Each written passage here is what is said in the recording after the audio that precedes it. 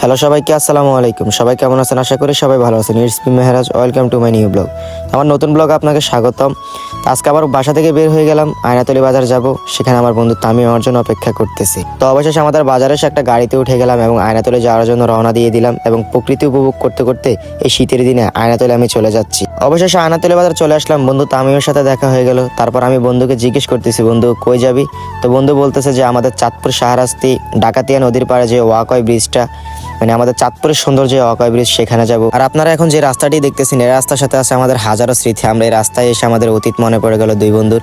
এই রাস্তা দিয়ে আমরা হেঁটে আমাদের মাদ্রাসায় যেতাম এবং এই রাস্তা দিয়ে আমাদের অনেক স্মৃতি রয়েছে যা কখনো ভোলার মতো না। পুরো একটা মাদ্রাসা লাইফ এখানে কাটিয়ে দিয়েছি, তাই এই রাস্তাকে আমরা অনেক সুন্দরভাবে উপভোগ করতেছি। তো অবশেষে বলতে না বলতে আমরা চলে আসলাম আমাদের সচিপাড়া বাজার, যে বাজারের মধ্যে একটা ট্যাপ টেনিস টুর্নামেন্ট চলতেছে, যেটা বাংলাদেশের সবচেয়ে বৃহত্তম ট্যাপ টেনিস টুর্নামেন্ট। ইনশাল্লাহ আগামীকাল এই টুর্নামেন্টে আসবে এবং আপনাদেরকে ব্লগ দেওয়ার চেষ্টা করব। এই টুর্নামেন্টে ট্যাপ টেনিসের বড় বড় তারকারা শুক্কুর, বাবলু এবং অলরাউন্ডার নাজমুল সবাই আসে। ইনশাল্লাহ কালকে আপনাদেরকে এর ব্লগ দেওয়ার চেষ্টা করব। তো বলতে না বলতে চলে আসলাম আমরা আমাদের সেই বিখ্যাত ডাকাতিয়া নদীর পাড়ে যে ওয়াকওয়ে ব্রিজটা, চলে আসলাম সেখানে।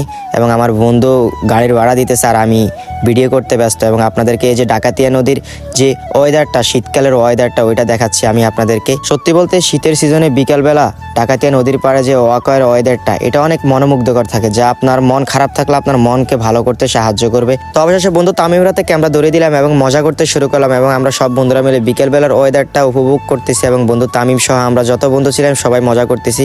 আর সত্যি বলতে আপনি ওয়াকওয়ে ব্রিজের যত ভিতরে যাবেন তত আপনি এর সৌন্দর্য উপভোগ করতে পারবেন এবং দুই পাশে নদী এবং মাঝখানে ব্রিজটার যে একটা ভিউ অথবা একটা সৌন্দর্য, এটা আপনি এখানে আসলেই বুঝতে পারবেন। তো তারপর আর কি 2-4টা রিলস ভিডিও বানালাম আপনাদের জন্য, ইনশাল্লাহ এডিট করে তারপর এগুলো আপনাদের মাঝে আমি তুলে ধরবো আর আপনারা আমাকে কমেন্ট করে জানাবেন ভিডিওগুলো কেমন হয়েছে। তো সব মিলিয়ে বলতে পারি আজকে বিকেলটা অনেক সুন্দর ছিল, বন্ধুদের সাথে শীতের সময় একটা আড্ডা, এটা সবার কপালে থাকে না। তো সবাই ভালো থাকবেন, সুস্থ থাকবেন, আবার আমার কোনো নতুন ভিডিওর জন্য অপেক্ষা করবেন। সেই পর্যন্ত যদি আমার পেজটা ফলো না করেন সবাই ফলো করে দিবেন। আল্লাহ হাফেজ।